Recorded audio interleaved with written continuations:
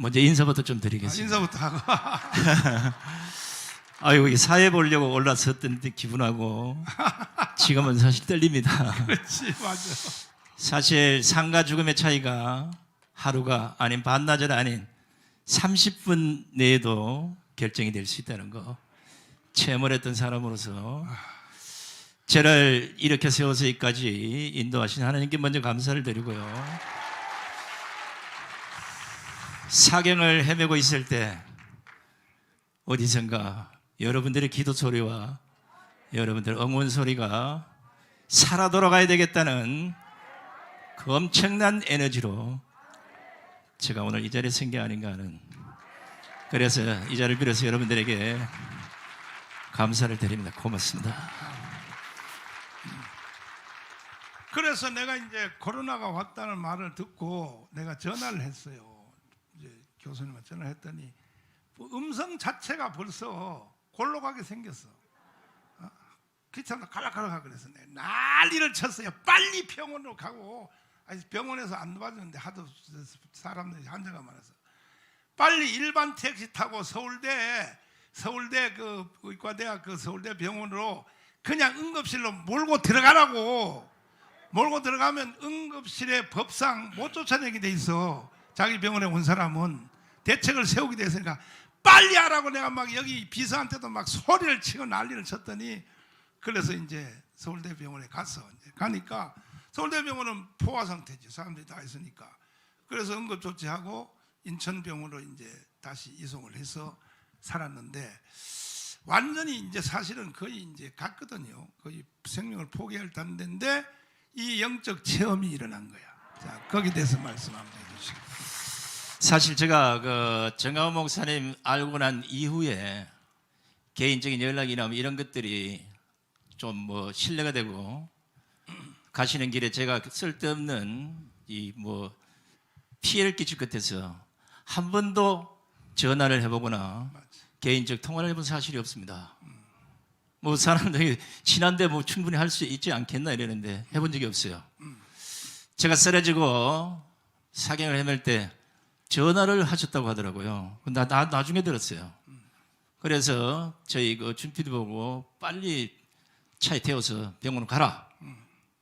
전화도 안 하시지만 저도 안 했는데 어떻게 알고 전화를 하시고, 저는 뭐 전화를 받을 상황이고, 그래서 갔더니 서울대병원만 아니고 뭐 이 병원 저 병원 어디를 가도 엄합 병실이 없어서 중증 환자들은 들어갈 수 없는 상황이 됐습니다.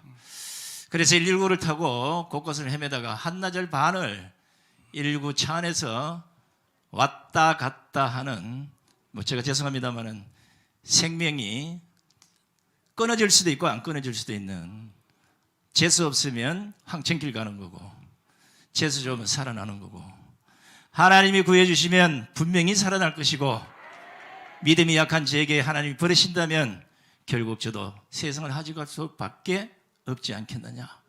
그리고 정신을 잃었습니다. 아무도 모르는 상황에 119 차가 어디로 간지도 모르고 깨워서 눈을 떠보니까, 우리 보통 이 TV 보면 엄합병실에 들어가면 이렇게 무슨 보자기 뒤집어 씌워가지고 들어가는데, 저는 뭐 혼자만 이렇게 태우는 이상한 데 태워가지고 병원을 갔습니다.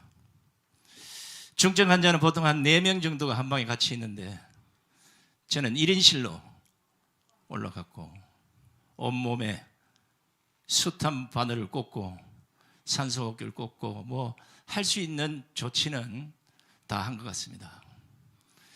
그때까지만 해도 숨을 못 쉬어서 이상하게 날숨은 되는데 덜숨이 안 되는 거예요. 심장은 쪼그라들고 말을 할 수 없는 정도까지 이르렀고, 결국은 병실에 주사를 꼽은 채로 깊은 잠에 빠졌습니다. 잤는지 아니면 정신을 잃은 상태로 그 상태로 있었던지는 잘 모르겠습니다만은, 모르겠습니다. 앞으로 살아가면서 이런 체험을 또 할지는 모르겠지만, 제가 여기 계시는 분들에게 아마 제가 제일 믿음이 약한 사람으로 저는 저 스스로를 회개하고 있습니다. 아마 기분이 이랬어요. 미지근한 따뜻한 목욕탕에 발을 담그고 서서히 빠져들어가서 거기에 푹 젖어 들어가는 그런 느낌으로 꿈을 꾸듯이 시간이 한참 지났습니다.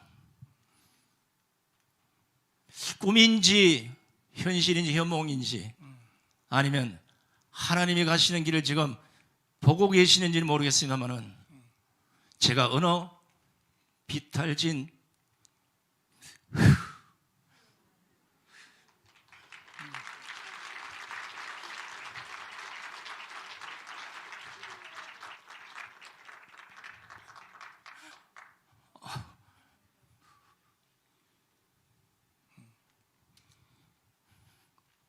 무서웠습니다.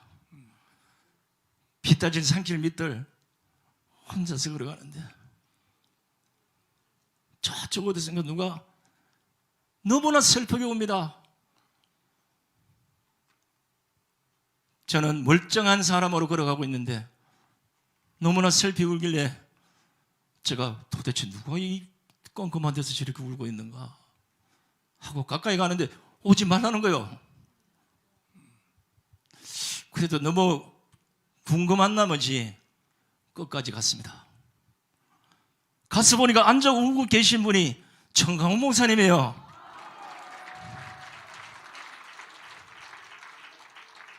아픈 제가 아니라 멀쩡한 제가 울고 계신 목사님을 껴안고 왜 여기서 울고 계시냐고 이러시면 안 됩니다 목사님 이랬더니 아마 얼마나 울었길래 눈을 뜨고 보니까 한자복이 다치셨더라고요. 겁이 났습니다. 야, 이게 무슨 일인지 처음 경험해본 일이고 내가 방금 전에 황천길로 가다가 되돌아온 게 아닌가 맞죠. 이 생각을 하고 이게 여기서 도저히 못 살아날 수도 있겠구나.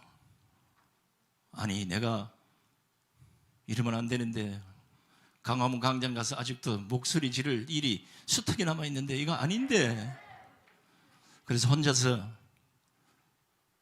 솔직한 말로 해봤습니다. 다행히 목소리는 변하지 않았다는 거.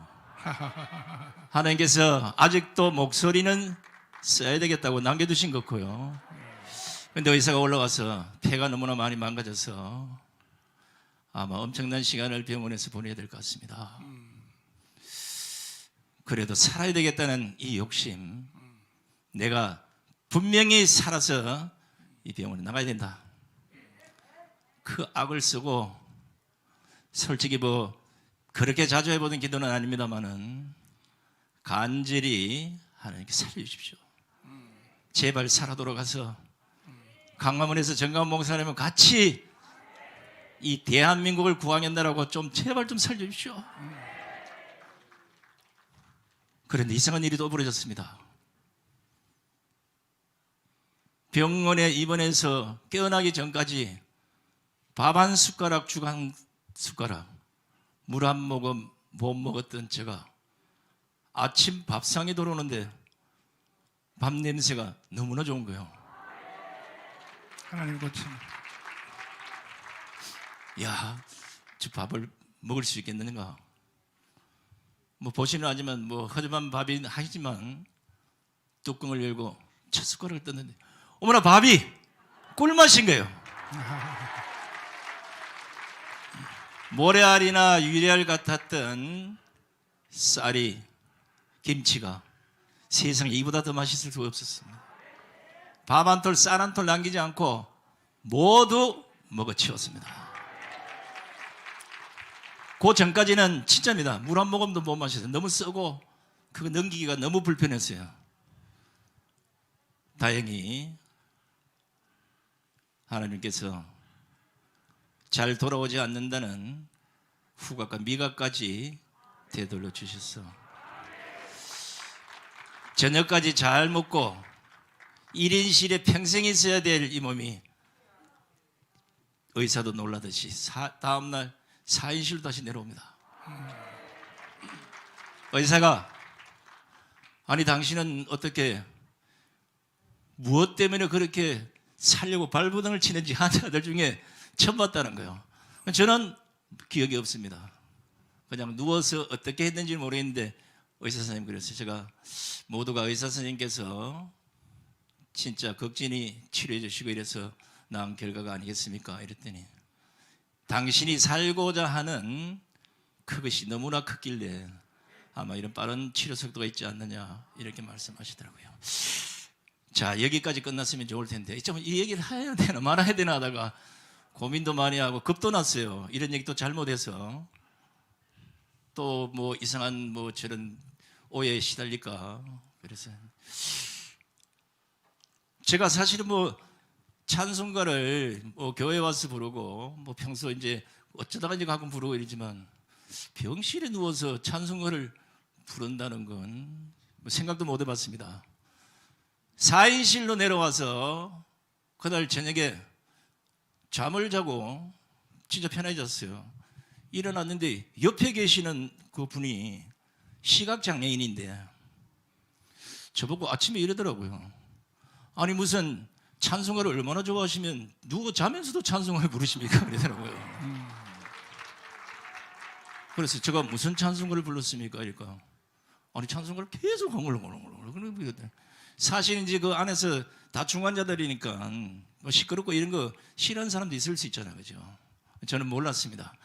근데 아침에 일어나니까 아닌가 다르게 밥을 먹을 때나 앉아 있을 때나 누워 있을 때나 어을 때마다 찬송가 280장 딱 그 찬송가만 계속 입에서 나오는 거예요. 전부 여지없어서 손 들고 옵니다. 가만히 있어도 또 나오고 가만히 있어도 또 나오고 가만히 있어도. 이건 또 무슨 그 찬송가가 또 나오려면 뭐 여러 개가 있는데 왜 280장만 이렇게 부르도록 하는가 고민을 했습니다. 이게 뭔가는 나에게 좋은 기운이 오고 있구나. 그래서 혹시나 겁이 나서 나에게 온 이 복이 하나님 주신 은혜가 갑자기 또 달아날 것 같은 이 두려움 때문에 목사님에게 문자를 보냈습니다. 제가 이런 일이 있었고 목사님과 껴안고 얼마나 울었는지 모르겠습니다. 보냈는데 목사님이 원래 저하고 통화를 잘 안 하시니까 문자를 안 보셨나 봐요. 어제 말씀하니까 이제 그때서 이제 그러냐고 하더라고요. 그래서 이제 솔직한 얘기로 한 45일 정도 예상했던 병원이 13일 만에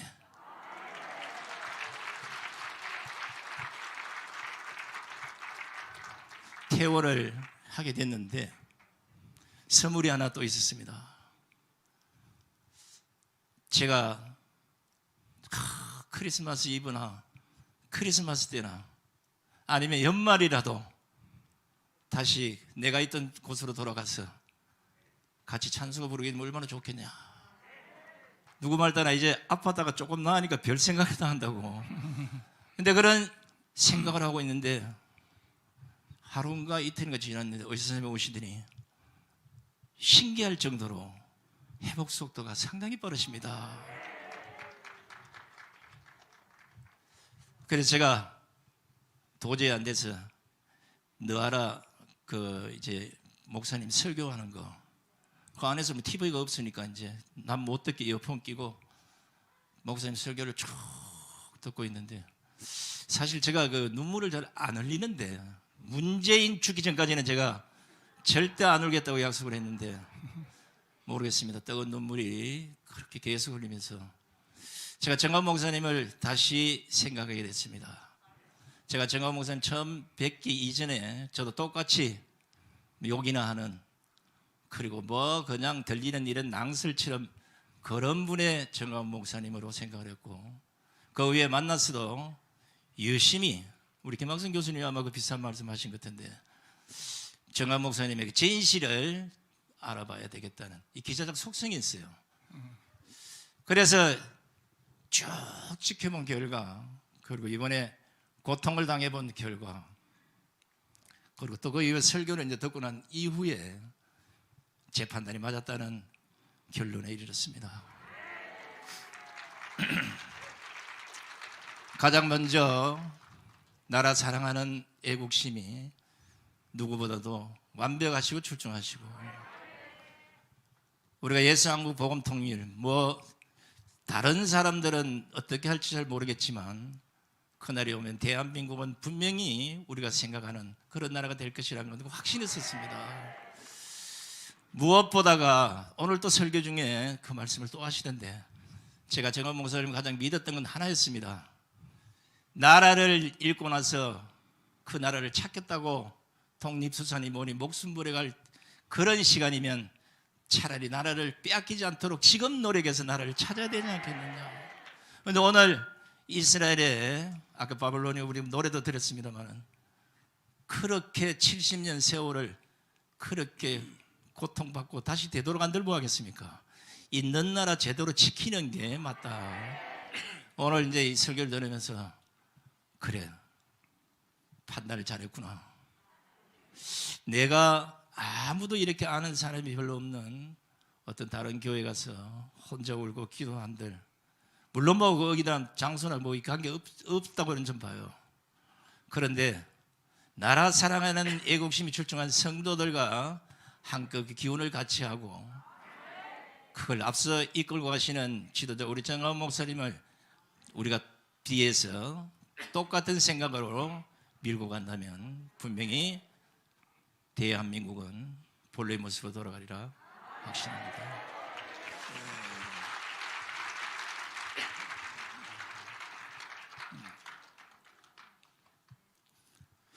제가 이제 이걸 혼자서 가슴속에 갖고 있다가 뭐 이런 말씀이 뭐 어쩔지 모르겠지만 이걸 얘기를 잘못하면 또 뭐 이상한 일이 벌어지지 않을까. 여러분 한번 이 생가사를 한번 넘나들어 보면 눈 감으면 황천길이고 눈 뜨면 살아있는 거예요. 이건 우리 스스로, 인간이 스스로 어떻게 할 수도 없는, 이게 하나님이 계시길래 아직도 쌤이 있는 사람이라면 건져낼 것이고 그게 아니면 보낼 것이다. 별 생각이 다 들었어요. 아니 나름은 그래도 뭐 정가원 목사님과 함께 애국활동을 한다고 했는데 나라를 망치고 이 나라를 완전히 개판으로 만든 지금 문재인이나 이재명이나 다른 인간들은 왜 안 끌고 가는지 그런 기도를 하고 싶은 심정이었습니다. 그렇다고 뭐 미워한다고 될 일도 아니고요. 그래서 이걸 가슴속에 오래 두고 있으면 뭔가 병이 될 것 같은 느낌이 또 들었어요.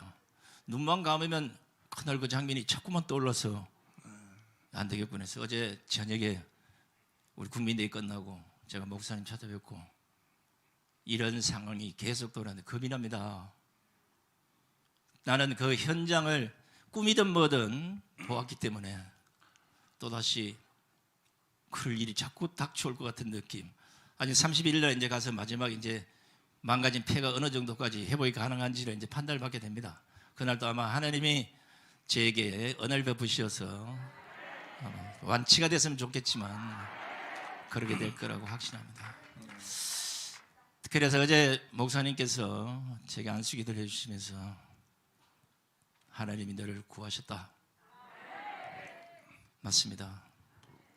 덤으로 얻은 인생이 아니라 이제 하나님께서 명령하신 그 일을 이행하는 그런 성도로서 또 목사님과 함께 대한민국 구하는 일에 앞장서겠습니다.